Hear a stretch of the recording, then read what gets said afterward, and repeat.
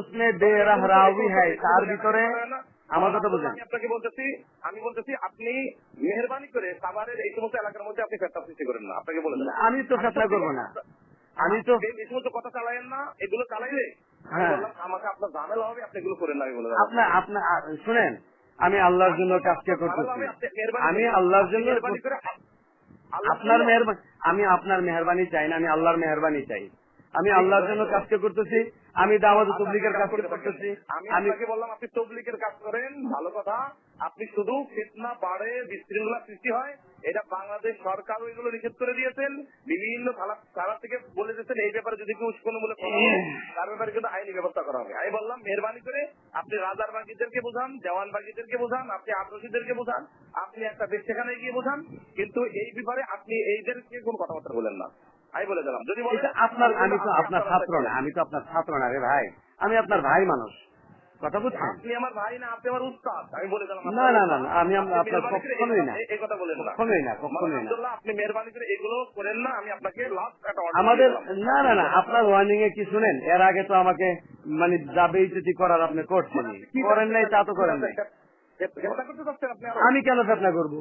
ফেতনা কেন করবো? আমি ফেতনা দূর করবো, ফেতনা আমি দূর করবো। আব্দুল মালিক সাহেব বলে দিচ্ছে এটা গুমরা।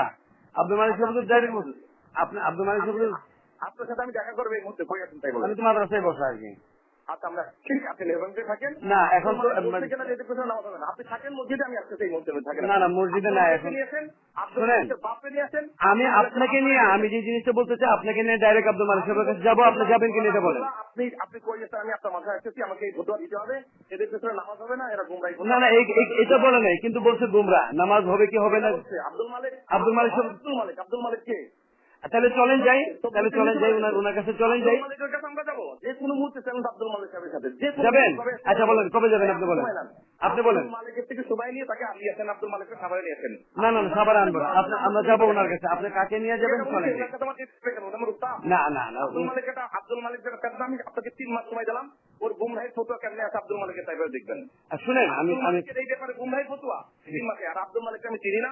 আপনি কই আছেন? আপনাকে এটা দেখাইতে হবে যে মসজিদে জামাত থাকতে পারবে না, এদের ভিতরে কে বলছে? কে বলছে মসজিদে জামাত থাকতে পারবে না? এটা কে বলছে? আমি শুধু আপনাকে বলতেছি এই কথা যে আপনি এই, আপনার সাথে আমি দীর্ঘদিন ছিলাম, কিন্তু এই তরতিবে আপনি কোনোদিন কি করেন নাই, মেহনত করেন নাই।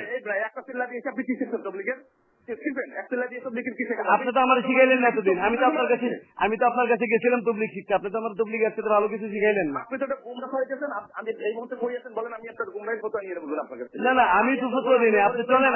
আমি যেটা বলতেছি, আমি শোনেন আব্দুল্লাহ, আমি আপনার বিরুদ্ধে নামহানি খেলতেও আপনি সামনে থাকেন, জানেন আপনি গুমরাহি ফতোয়া দিয়েছেন। আপনি আমি কেন দিব? আমি ফতোয়া দেই নাই, আমি ফতোয়া দেই নাই, আমার কোনো কাগজে নাই। শুনেন, আপনি মানুষ চিনতেন? এইগুলো কাজ, এগুলো তবলিগের সিস্টেম ছিল। এগুলো করবেন না, এটা সৃষ্টি করবেন না। আব্দুল মালিকের আপনাকে পান্তা রাখেনি খাবারে, বুঝছেন? আমি আব্দুল মালিক শুনেন আপনার ভাই, এগুলো এমনি কথা না, আমি আপনাকে এরকম ধারণা করি না কোনো সময়। এই কথা এই জন্য ফোন করছি। হ্যাঁ, 5 কোটি টাকা এলাকার মধ্যে আমি আসতেছি আপনার কাছে, সাইকেল আপনার মাথায় সাইকেল নিয়ে আনবেন। আপনার দেওয়া লাগবে, আপনার ফতোয়া দেওয়া লাগবে, তারপরে আপনি এখান থেকে মানহানি কেস দেবো আপনার। মানে আর কি দেবো? আমি তো ফটো দিছি না, কিন্তু আপনি আমার ফটো, আমি তো ফটো দিই না। আমি বলছি আব্দুল মালিক সাহেব বলে দিচ্ছি গুমরা। আব্দুল মালিক এই তবলিগের সবাইকে গুমরা বলছে, এই কথাই আপনাকে দেখিয়ে দেবে। কই এটা তো এটা চলেন, আমার সাথেই উনি বলছে, আমার এই কথা তো বলেন হুজুর, আমি যেটা বলছি এটা বলতেছি। হুজুর ডাইরেক্ট বলছে এরা গুমরা। আব্দুল মালিক কে না? আব্দুল মালিককে আপনি তাহলে আপনার মাথায় আনলেন কেন? আব্দুল মালিক সাহেবকে আপনি আনলেন কেন? আপনি আনলেন কেন? আপনি আনলেন কেন আব্দুল মালিক সাহেবকে আপনার মাথায়? এটা বলেন, কেন আনছেন? আপনি আনেননি? হ্যাঁ,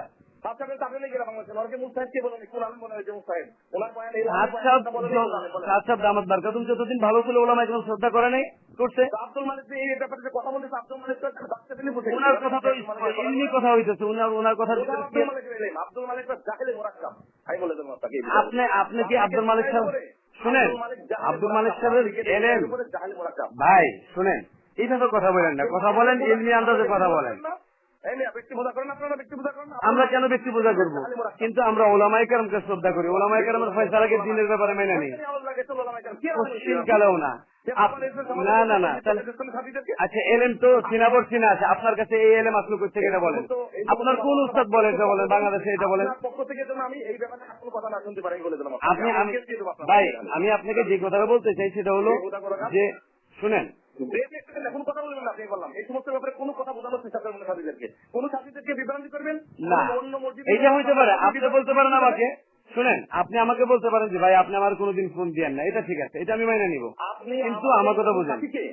আপনি আমাদের কোন সাথীকে বিভ্রান্ত করতে পারবেন না, আপনি কোন মসজিদের কমিটিকে বিভ্রান্ত করতে পারেন না। এই ধরনের বিভ্রান্ত করা হলে কেতামাত করেন, তাহলে কিন্তু আব্দুল্লাহ আপনার ফাইন নাই বলে দিলাম। আমার কথা বুঝেন, একবারে বলে দিলাম আপনার ফাইন নাই কিন্তু বলে। শুনেন আমি এটা কোনো ভাইয়ের সাথে আমি কথাও বলি না এখন, কথা বুঝছেন? কথা বলবেন না, আসসালামু আলাইকুম বলি, ওয়ালাইকুম আসসালাম পর্যন্ত সীমাবদ্ধ, কথা বুঝছেন? না না না না, ফতোয়া তো আমি তো দেই, আমাদের যারা মানে তাদেরকে ফতোয়া দিই, আমি তো অন্য কাউকে ফতোয়া দিই না, আমি তো তাদের কাছে দিই। কানের ভিতরে কথাটা ঢুকাই দিচ্ছি, আপনি আমার কোনো সাথীকে বিভ্রান্তি করবেন না, আমি শুনেন লোকদেরকে আমভাবে বিব্রত করার চেষ্টা করবেন না। না না না না, আম লোক তো আপনার না রে ভাই, আপনার তো ভাই শুনেন আপনি জান্নাতুল ফেরদাউসে যান ভাই, আপনার ফতোয়া আপনার তবলিগ লয়ে আপনি জান্নাতুল ফেরদাউসে চলে যান, আমাদেরকে জাহান্নামের উপর ছেড়ে দেন আপনি। ইন্না লিল্লাহি ওয়া ইন্না ইলাইহি রাজিউন। ভাই এই আমাদেরকে জাহান্নামের উপর ছেড়ে দেন, এই কথাটা সহি? এটা বলেন ভাই। জি, আপনার কথা অনুযায়ী গুমরাহ হলা কোথায় যাবে বলেন? যারা গুমরাহ তারা কোথায় যাবে বলেন? যদি গুমরাহির অবস্থা মারা যায় তবে সে যতদিন না, ইসলাম তো আছে না, তার ভিতরে ইসলাম আছে না, ইসলাম আছে না, একসময় তো সে পড়তে পড়তে পরে জান্নাতে যাবেই, কিন্তু কথা হলো কোন ব্যক্তি তো এটা তামান্না করতে পারে না।